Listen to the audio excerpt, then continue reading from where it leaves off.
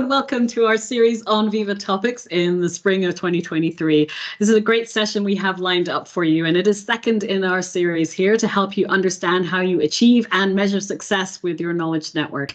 We're going to focus in this session on getting started, on deploying and adoption, and some of the techniques that you'll need to measure those inside of your organization. Now, before we get started on that, let's talk about why topics. Why would these be important inside of your company? And so in this climate where we're all doing more with less, the benefit of knowledge and making sure that it is extended across your entire network of employees has never been stronger.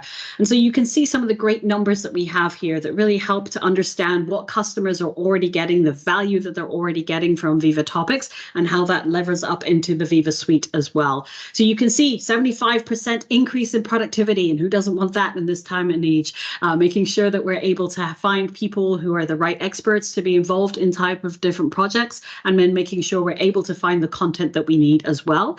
And then you can see we've got improvements in onboarding. So even if you're switching between roles inside of the company or just onboarding into the organization altogether, we want to make sure that we're getting you up to speed quickly. And so being able to access the corporate knowledge is important here. Like, what do those acronyms mean inside of the company? How can I understand how things are related to each other inside of an organization? How do these different topics and the different subject matter experts, how do they come together, and how do I find out who I should even be reaching out to? And so this is an important part of how we think about that knowledge sharing culture inside of your organization and the value that we're bringing you with every day with Viva Topics. And then, employee retention is a big one too, right? Again, in these difficult times, intensity has increased across all of our teams and our people. And so we want to make sure that people are actually staying together inside of the organization and getting a better employee experience because of Microsoft Viva and what we can do with knowledge. Exciting to me is this last one, which really helps us to understand how we can help to have revenue impact. Like, how does that knowledge actually ladder up to being more innovative inside of your company and the time to market? So being able to understand what your organization knows so that you can leverage it in new and different ways in pressing times. And so I'm going to hand it over now to Britt Boston. She's going to tell us a lot more about how we help to drive business value and how we get on that path to adoption. Thank you, Britt. Great. Thank you, Naomi. So I'm Britt Boston, and I am the Growth Product Manager for Viva Topics. And I work with customers all over the world to help them to realize the full value of Viva Topics and adopt topics in a way that will be successful for their organization. So today I want to share with you how you can go about realizing the full value of Viva Topics. I'm going to share some of the keys to a successful adoption. And I'm going to detail out for you what a 60-day pilot would look like. And then Maeneka is going to share a little bit more about how to measure the success of your adoption and your pilot. So with that, let me switch over. All right. So the first thing is it's really important to capture the full value of Viva Topics. And so when we think about that, the first thing is that Viva Topics will help you to bring visibility to the knowledge that already exists in your organization. So we have folks saying, hey, we don't know what we know. So how can topics help you to discover what the knowledge is that exists in your organization? Well, our AI helps to discover all those thousands of topics from the content in your organization. And that brings a huge amount of value to you just to become aware of what is the content, what are the topics that exist in our organization. The second element of value is capturing the knowledge and the skills from your employees. And this is often something that we don't talk about a lot, but we really should focus more on, is recognizing that, people move roles, people leave the company, there's attrition, and we get new people that come into the company, and we want to capture the knowledge of those employees so that we can share it with each other. So this is really a key aspect of the value that topics can bring to your organization. Super important to be able to identify those expertise areas that gives value actually to your end users, to be able to say, hey, this is how I contribute to the company. This is what I want to be known for, and the value that I bring to the organization.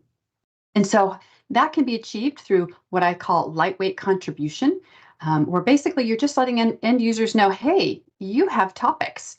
And they can easily confirm or remove their association with those topics. That should be a super easy thing to do. Shouldn't take any more than just a couple minutes. And that's really the quickest and fastest way to get the right people associated with your topics. And then the next step is hopefully once they say, hey, yeah, that's my topic, they'll want to edit it. Those are the people that know the most about those topics. It's their topic. And so you can ask them to do some easy edits. Again, 10 minutes on a topic, add their colleagues, update the description, add any acronyms or alternate names, identify the right files, other related topics, etc. Just some simple things that they can do to publish that topic. With that information, you can get a lot of topics published in your organization to add to all those suggested topics. But those published topics become available to everybody in your organization. Everyone can see that topic name, can discover it in search, can come across it in SharePoint pages and other apps that we have topics available in. And so it just expands the value that those topics can bring to the organization. So that enables them to consume that quality knowledge. You've got those people that know about their topics, contributing that and updating that content so that when people see those topics in the flow of their work, it's quality content, it's got the right people associated with them, and you can do that just really quickly by getting the right people to contribute what they know. And then there's also what I call high fidelity curation. So there's going to be some special topics in your organization, things that everybody cares about, the things that your business is known for. Those are going to be kind of the topics that you might want topic owners for. You might want special editors. You might have additional web parts or branding that you put on those topics. Those are topics that are going to take a little bit more time to curate, and you might want to have specific people that are doing that contribution. With that, that kind of brings together the full value of the knowledge in your organization. And now you've got the end users that can be sharing and managing all that knowledge. People can easily answer questions when they get them because they have their topic at hand and they can easily reference that. And going through this process really sets up kind of the positive run state of topics, where now you've got ongoing topic updates because all those end users, they know where to go. They know how to associate or disassociate themselves with their topics when they move roles or change projects. They know they can go and create a new topic when they start a new project. And those knowledge managers can easily manage the knowledge across the organization. So this is the full value that you can achieve and that you should be looking to achieve from your adoption of Viva Topics. And we'd love to see that happen in 90 days. And so I'm going to show you a way that you can do that, and you can do a proof of concept with your trial licenses within just 60 days. But first, I want to talk about some of the keys to a successful adoption. So there's really 3 keys. The first one is trust and value, and then scalable and sustainable, and what's in it for me. And for trust and value, it's super important that the people that consume knowledge, when they come across that topic highlight and see a topic card or go to a topic page, that the knowledge that's there is quality, it's complete, and it's current information. So that's what brings a lot of value, is seeing that knowledge that answers the question I'm looking for. Helps me to find the person I'm looking for. So that's a key that we want to deliver, and how we go about adopting topics is that the knowledge is trustworthy and provides value. The second one is that you need to set up your adoption in a way that's scalable and sustainable. So one of the keys here is to publish lots of topics that have high value to those that are going to consume the knowledge, right? So think about the people that are part of your pilot. What is the knowledge that they need to share? And getting them more topics published helps to expose them to more people. So you want to also capture the knowledge from the people with the knowledge. So again, that second value that we talked about earlier is just making sure that the people who know about the topic, those are the ones that are going to know the most current information. It's easiest for them to contribute their knowledge. So capturing the knowledge from them is both scalable and helps you to sustain a quality knowledge base. The last key is really to be able to answer what's in it for me. So we've got to start in our adoption and the way we go about adopting topics in a way that is going to build that contribution muscle. We know that this is a little bit change of behavior for a lot of organizations, and we can do that by rewarding contributors. We've got to develop the behaviors that are going to enable you to scale and can create the sustainable knowledge base that will give ongoing value to your organization. So I'm going to show you how to do that. All right. So the question we often get, kind of where you start, you turn on that indexing and you get this big pile of topics. You've got 30, 40, 50,000 topics. And what the question most knowledge managers say is, what do I do with all of these topics? So imagine that purple triangle is your big pile of AI suggested topics. What we see is that folks often start with kind of thumbing through their topics and looking for irrelevant topics. Now, the AI is not always going to get it right. There's going to be some times when we've got a few irrelevant topics in there. So this isn't a bad way to start necessarily, but you'll see that this isn't necessarily the best way to go about adoption. But I'm going to walk you through this so you'll understand the difference from the model that I'm proposing. So they start looking for those bad topics, so sensitive topics, and removing those duplicates. The next step is then they start thinking about what are these top organizational topics, these topics that everybody cares about in the organization. We can edit those. Maybe we look at the bookmarks, and then we can publish those, and it'll give value to everybody and be good content to show value right away. It's a great idea. Nothing really wrong with that. But what happens next is that then they start looking at the next set of topics. And they think, okay, so now what do we do as knowledge managers? Who do we get to edit all these topics? This is more topics than what we can edit, the 3 or 4 or 5 of us. Who should edit them? Well, we don't really know. There might be suggested people on the topic, and so that might be a good place to start. But then how do I motivate those people? How do I tell them that they should go edit that topic? Maybe it's not really their topic. We don't really know. And so what happens is a lot of knowledge managers get stuck at this step. And so they don't have very many published topics. They still get value from the AI suggested topics, but those AI suggested topics are limited in their exposure. Only the end users who have access to the content of those suggested topics will ever discover those topics in search or on a SharePoint page or in a Teams chat or anywhere else. So getting more topics published is really helpful for your organization, and you're missing out on extending that value of your topics by not getting more topics published. So the suggestion here is to flip this on its head and think about your pile of topics a little bit differently. The key here is to get all those users that can see published topics to contribute their knowledge. And just remember that all users will see published topics. They won't see the content if they don't have access to it. We still recognize and honor all of those permission controls. But those suggested topics are only seen by those who have access to the files. So it limits their visibility across the organization. So how do you go about adopting topics in a way that then delivers on this key? The first thing is introduce topics to your end users and let them know that they have their topics. Introduce it in a way that's relevant to them. Did you know that you have topics? Our AI has discovered you have topics. We've created a SharePoint page for you for all of your projects. And when they look at that topic card, because the information is relevant to them, they're going to quickly understand what a topic is. They're going to understand the knowledge that's there, and then they're going to know, hey, I need this kind of knowledge. And when they come across a topic, they'll know to look at that topic card to get the value out of it that they're looking for. It's really easy for them because it's their topic to determine what information is correct, what's relevant, what's missing, etc. So they can quickly update those topics, and it's the quickest way to publish lots of topics as possible. So get as many of your end users to go in and confirm their topics, publish their topics that they're associated with. We now know that these topics are going to be of good quality because they've been edited by a knowledgeable person, the person who that's their topic.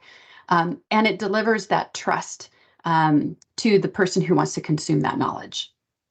So then we can get to that next set of topics, right, that we talked about on the previous slide, where you've got this in-between section of, you've got these other topics that maybe nobody's pinned themselves on, they haven't claimed that topic.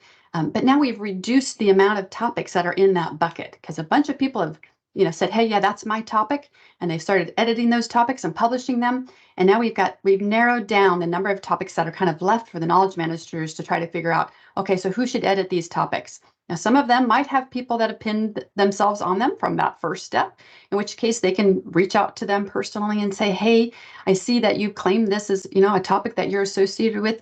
Would you spend just a couple minutes and update what knowledge you have about that topic and publish it so we can share that knowledge with the rest of the organization? And then next, those knowledge managers, they still need to identify those top organizational-wide topics, the ones that are relevant to the whole organization, often from bookmarks, from your taxonomy term store, and start working on those, spending more time to do kind of that high fidelity curation, because those do add value to your whole organization as well. And then the last little bit there, of course, you're still going to want to have your knowledge managers remove duplicates, bad topics, sensitive topics, etc. So just think of that as a way to whittle down that big pile into something that's much more manageable for your knowledge managers. All right, so what does this look like for real? How do you design a successful pilot of topics in 60 days? How do we deliver on the value that we've promised? The first one is in setting up that AI discovery. Most of our organizations that are successful, they index all files, all sites, except for sensitive sites. So that is what we would recommend. And then the key here is that you can remove system accounts. Like if you've got people that have migrated a bunch of content, you can put that in a setting to remove those people so that you don't have kind of the wrong people showing up on those topics. But the real key is that you're giving all of your pilot users edit and create permissions. And that's what's going to really enable these next two stages. So the lightweight contribution comes next. Again, as you're identifying your pilot users, you need at least 20, but preferably 50 people. And the recommendation here is that you identify 2 or 3 different groups of users, from different departments or different teams in the organization, where it's going to be valuable for them to share knowledge across with each other. So again, this is a knowledge sharing tool. So let's set it up in a way that we can get the value out of being able to share knowledge across teams where a lot of times it's siloed and not available. Key is to start off by introducing Viva Topics to those pilot users by making them aware that they have topics. Take them to the Topic Center, the homepage there, where they'll see their topics. Ask them to just quickly look at those, the topics that they've been suggested as a resource on, and either confirm, yeah, that's my topic, or answer no, remove me, and remove them from being connected to that topic. That really should only take 2 minutes. Then the users can spend, they can take 15 days to do this in this this adoption plan, but really it should only take a couple of minutes. You could have, a phone call, maybe have a 60-minute meeting where you can get through these first 2 phases together. But the next step is hopefully once they say, yeah, that's my topic, then they're going to want to edit that topic. So we don't want to put a blocker in the way of getting them the natural, yeah, that's my topic, but that's not the right person that's associated with that, or I can add my colleague very easily. So capture that by making sure that they all have those edit permissions. So then the next step is that moderate curation. You're going to ask those pilot users to spend 5 to 15 minutes max on their topics. So the ones that they've confirmed themselves on, maybe they have 5 to 7 topics over the next 2 weeks. This really should not take more than an hour of their time. And the goal here, let's say you've got 50 people and they're going to publish 5 of their topics. They're going to edit and publish 5 topics. Now you've got 250 topics. And the goal would be to try to get as close as you can as maybe 300 topics. Because again, those published topics are now available to all 50 of your users.